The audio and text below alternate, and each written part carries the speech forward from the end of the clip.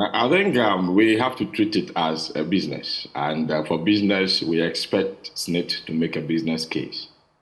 And if they are to make a business case, then they may have to convince contributors on the options available. And I look at this from three different streams. The first one is the current state where they decided to divest. And that is where possibly we may have to go into, the experience of, the company that is, buying the shares and all those. The possibility of, post, procurement contract, the monitoring and evaluation. If it's not a complete layoff, then SSNIT will be expecting some cash flows after, the sale of the shares. Thus, Rock City has that kind of capacity, that experience to deliver as expected. If you look at Rock City, the present location of one of their major assets at the Kwewu, can we say they're making, the necessary occupancy rate to warrant, the diversion of shares to Rock City? Those are the business questions we need to ask. Another option is to look for a special purpose vehicle, a hotel management agency to manage it for you. And if you put all this together with the current, diversion that we are discussing, then you are making a case for contributors.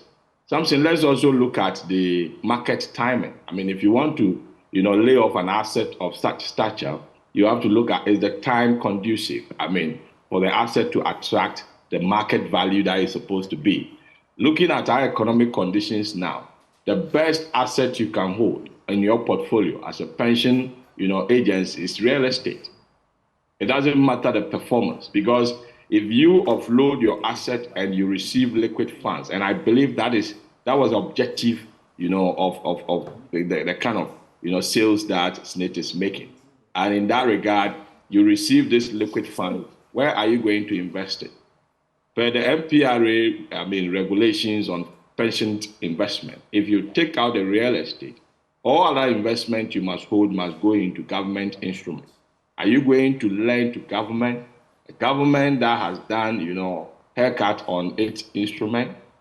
So the market timing is very, very important. And I believe all these things were not taken into consideration, and probably SSNIT relied solely on auditing report that were coming that says that those hotels are not functioning, therefore they may have to lay them off. Laying off, interest in asset, you have to consider the market. And, if you don't take care, it will be a problem. Now, taking into consideration the current discussion that we are having, which was the option that they have taken, the shares diversion, we may have to ask the experience and all those of the company that is taking over. Would they be able to deliver as expected? If the record shows that they won't be able to deliver, then obviously that is where we try to question the fair value of the shares that were, diverted, and then also the possible conflict of interest that we're bringing in, a minister of state that is who is at the same time, an MP of a certain MP. So from where I sit, I think these are things that we may have to look at when it comes to the business aspect of this diversion. Well, when you mentioned the conflict of interest matter, as in Article 78, Clause 3, and Article 98, Clause 2. 98, Clause 2 says if you're an MP, you must go through this. 78, Clause 3 says if you're a minister, you must go through this. So he's minister, he's MP, he should have gone through this. What exactly do you see here that may be problematic for someone who is a director of a business, a non-executive director of a business, being run without his involvement in the day-to-day activities of that business? That's what he says. The law says, the Constitution says, a minister of state, you can add, a member of parliament, shall not hold any other office of profit or emolument, whether private or public, and whether directly or indirectly, unless otherwise permitted by the Speaker acting on the recommendations of a committee of Parliament on the ground that holding that office will not prejudice the work of the minister, and that no conflict of interest arises or would arise as a result of the minister holding that office. What has come to his office that he is seeking to compromise where there will be a conflict of interest?